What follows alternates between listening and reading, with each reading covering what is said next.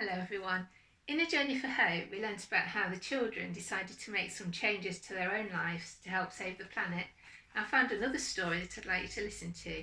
This is about a boy called George, and it's called The Carbon Monster. In this story, we learn about how a strange set of footprints helped George to change his own life for the better. Carbon Monster, written and illustrated by Catherine Wheatley. One day, a boy called George noticed a tiny line of footprints behind him. Every day, George checked for the unusual sludgy footprints, and every day they appeared. He began to realise he was being followed. This went on for weeks, until one day George spotted a strange little creature trailing behind him. The creature was wearing a name tag. Its name was Carbon Monster. At first, Carbon Monster didn't really bother George because it was so small. However, the monster started to grow. It got bigger and bigger and bigger. The bigger it got, the bigger its oily, slippery footprint got, and the larger its footprint got, the more of a problem the monster became. It started to get in George's way. It never spoke, it only grunted. It never smiled, it only frowned. At first, George wasn't sure what Carbon Monster wanted or what to feed it on. "Ugh," was all it said when George offered it real food. But still the monster grew. How? How can the monster keep growing without being fed? Muttered George. Then one day, George spotted the monster munching a sweet wrapper he'd thrown on his bedroom floor. Later that day, he caught it crunching on an old plastic bottle. George soon realised that Carbon Monster liked eating junk. Carbon Monster ate everything George put in the rubbish bin. After breakfast, it squashed an empty cereal box and swallowed it whole.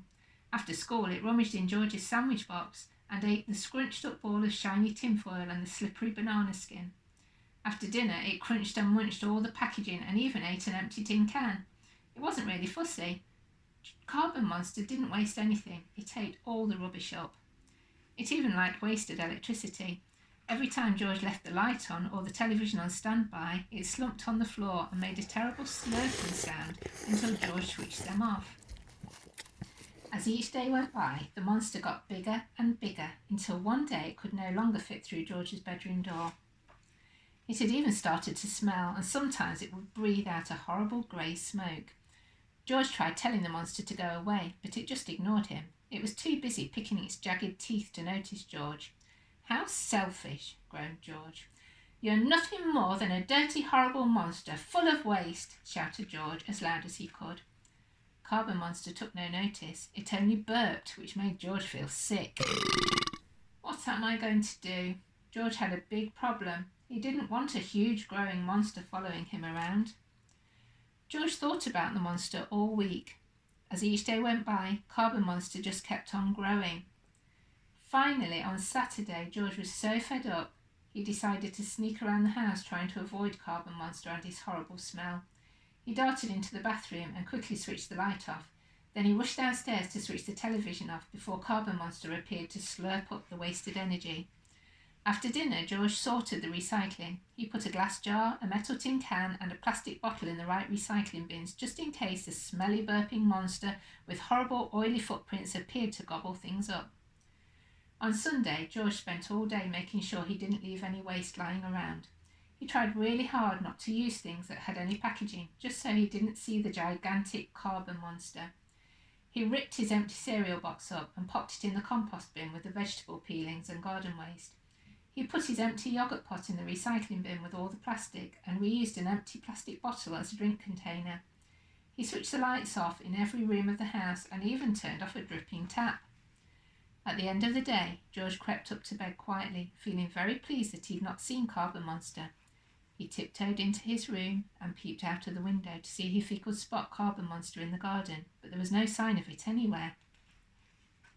Before climbing into bed, he switched everything off, including the bathroom light, which he normally left on. With a big smile on his face, George snuggled up and thought about all the things he'd done that day to make sure he hadn't left any waste. He was really proud of himself for managing to trick the monster, who was nowhere to be seen. Just as George was about to go to sleep, he heard a very quiet rustling sound coming from under his bed. He quickly grabbed his torch and peered in the direction of the noise, and there, squashed right in the corner, was a much smaller Carbon Monster. "What's happened to you?" asked George in amazement. The carbon monster didn't reply. He just sat staring, waiting. George knew what he was waiting for, but he also knew how to make sure his carbon monster's footprint didn't get any bigger. George realised the size of the carbon monster was up to him. He knew he was stuck with the monster, but he also knew he could change the size of it by making sure he created as little waste as possible. And that's just what George did. He reduced, reused, and recycled as much as he could. Hope you enjoyed the story. We know that George's carbon monster was really his own carbon footprint. What did George do to make his carbon footprint smaller? What can we do to help make our carbon footprint smaller? I'd like you to join me in a little activity to help us understand this a little bit better. We're going to start with a footprint, so why not have a go at drawing around your own foot? Now I know that I've already made my carbon footprint bigger this week by making a car journey to the shops. So I'm going to show this by increasing the size of this footprint.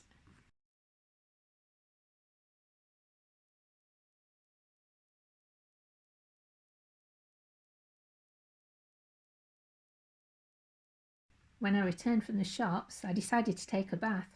Now unfortunately, that's made my carbon footprint a little bit bigger again. So we need to draw another circle around the footprint.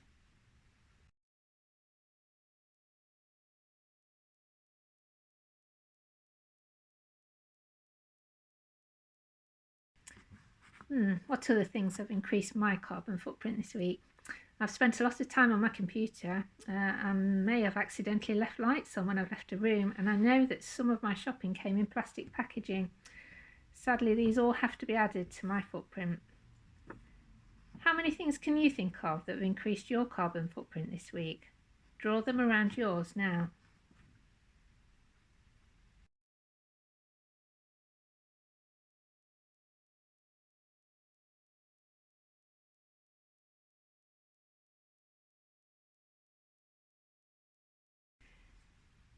Now our aim is to make the carbon footprint smaller. How can we do this? Well, instead of going to the shops in the car, I could walk or cycle. That would make a difference. I'm going to show this on the inside of the footprint. Instead of taking a bath, I'm going to have a short shower. And if I spend less time on the computer or TV, that will make my footprint even smaller. See how many ways you can think of to decrease your carbon footprint and draw them on. Each time you achieve one, colour it in like this. See how small you can make your carbon footprint.